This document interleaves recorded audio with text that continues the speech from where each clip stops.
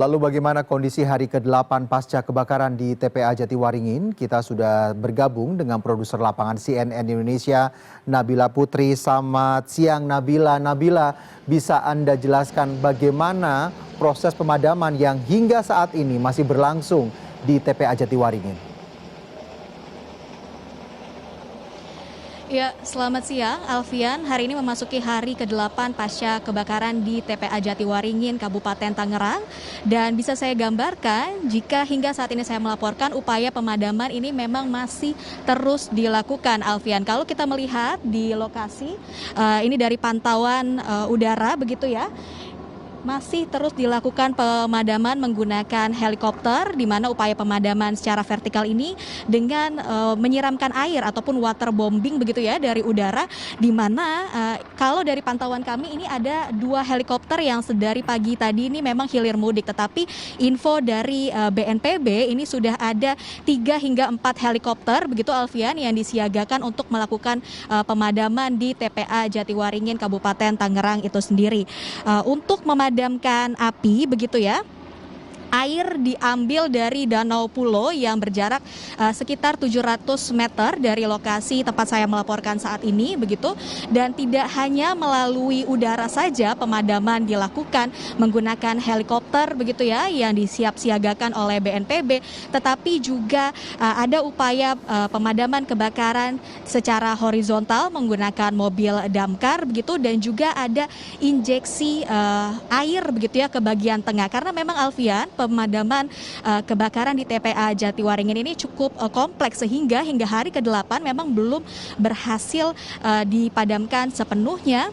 Karena biarpun kalau kita melihat sekilas begitu ya dari permukaan tidak tampak adanya kepulan api, tapi bukan berarti ini sudah padam sepenuhnya, karena bara api sendiri masih ada di bagian tengah Alfian, ditambah juga cuaca yang cukup panas di musim kemarau yang bisa kemudian menimbulkan ataupun memperluas kobaran api tersebut, sehingga pemadaman terus dilakukan dengan berbagai cara dari udara, vertikal, horizontal, dan juga dengan menggunakan injeksi air ke bagian tengah tumpukan sampah itu sendiri. Dan informasi yang kami dapatkan Alfian, sesaat lagi ini akan ada tinjauan langsung dari Kapolda Banten, dari Irjen Pol Hengki begitu ya, yang akan meninjau langsung ke lokasi dan nanti rencananya juga akan memberikan keterangan pers kepada rekan-rekan media.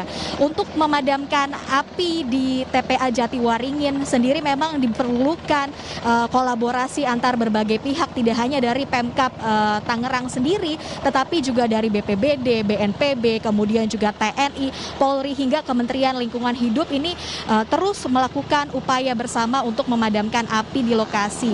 Dari rilis yang kami dapatkan dari BNPB begitu Alfian, hingga hari ke-7 kemarin sudah ada sekitar 45% begitu ya api yang berhasil dipadamkan dari sekitar 14 hektar tumpukan sampah yang kemudian terdampak kebakaran di TPA Jatiwaringin. Per hari ini saya melaporkan, mungkin ini memang akan terus berkurang begitu ya, lebih dari 45% berhasil dipadamkan, karena memang upaya pemadaman itu sendiri terus dilakukan. Meskipun tidak tampak adanya kobaran api, tetapi memang partikel-partikel asap begitu ya di sekitar lokasi ini juga masih dikatakan cukup berbahaya, sehingga memang masyarakat yang berada di sekitar lokasi diharapkan menggunakan masker. Bahkan puluhan kepala keluarga sendiri masih mengungsi, artinya tidak berada di pemukiman yang berada di sekitar kebakaran TPA Jatiwaringin itu sendiri. Selain itu Alfian, operasi pemadaman kebakaran juga dilakukan setiap harinya, dan hari ini akan mulai dioptimalkan hingga pukul 22 waktu Indonesia Barat nanti untuk mempercepat pendinginan di sekitar area terbakar. Dan BNPB juga mengingatkan Alfian agar pemerintah daerah ini dapat meningkatkan mitigasi kebakaran TPA dan lahan seiring masuknya musim kemarau di tahun 2026.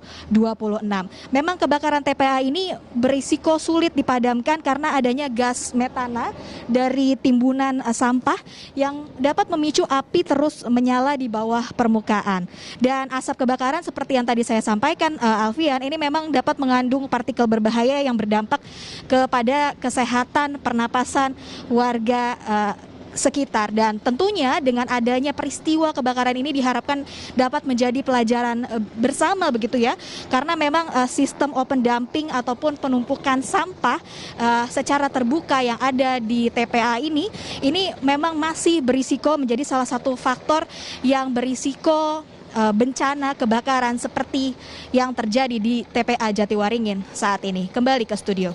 Iya, Bila, jika hari ini adalah sudah hari ke-8 TPA Jatiwaringin terbakar begitu ya, apakah Anda masih melihat di sana proses sampah ini terus berdatangan untuk dibuang ke TPA ini, atau untuk sementara waktu pembuangan sampah dihentikan di TPA Jatiwaringin ini, Bila?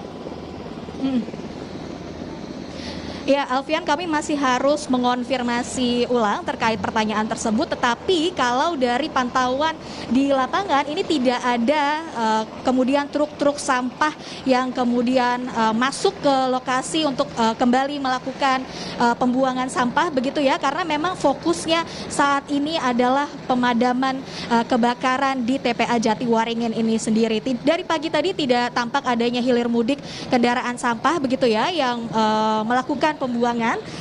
Memang difokuskan kepada penanganan bencana kebakaran itu sendiri, tetapi kami akan terus mengonfirmasi hal tersebut ke pihak yang berwajib.